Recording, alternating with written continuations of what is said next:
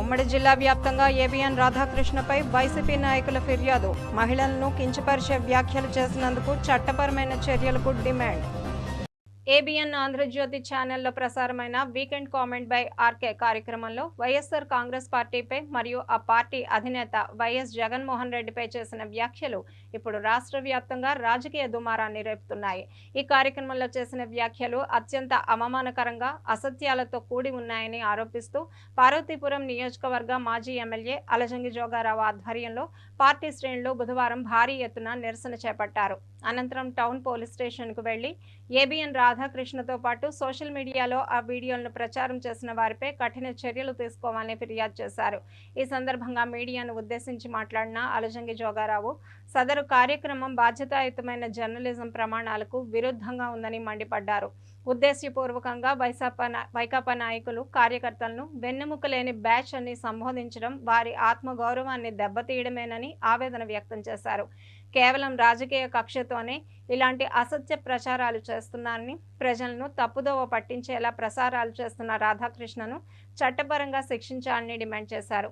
ముఖ్యంగా మహిళా కార్యకర్తలను కించపరిచినందుకు రాధాకృష్ణ బహిరంగ క్షమాపణ చెప్పాలని, లేని పక్షంలో ఆందోళనను మరింత ఉధృతం చేస్తామని ఆయన హెచ్చరించారు. ఈ కార్యక్రమంలో వైసీపీ నాయకులు, కార్యకర్తలు పాల్గొన్నారు.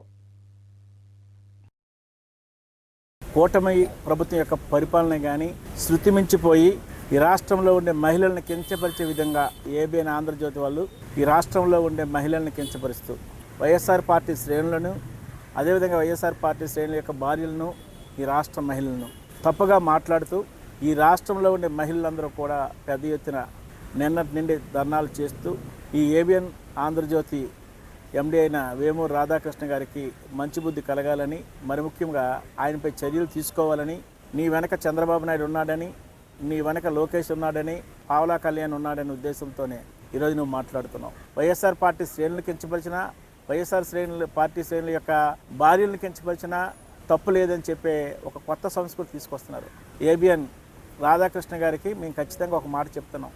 నీకు దగ్గర పడ్డది, ఖచ్చితంగా నీకు తగిన శాస్తి చెప్పే వరకు ప్రతి వైఎస్ఆర్ పార్టీ కార్యకర్త ఖచ్చితంగా నీకు బుద్ధి చెప్తారని ఏబిఎన్ రాధాకృష్ణ గారు, నీకు దమ్ముంటే, నీకు ధైర్యం ఉంటే పోలీసులు పహరీతో కాకుండా నువ్వు ఈ ఆంధ్ర రాష్ట్రంలో తిరుగు, మా వైఎస్ఆర్సీపీ మహిళా కార్యకర్తలు చెప్పుతో కొడతారని చెప్పి ఖచ్చితంగా రాధాకృష్ణకి హెచ్చరిస్తున్నావు.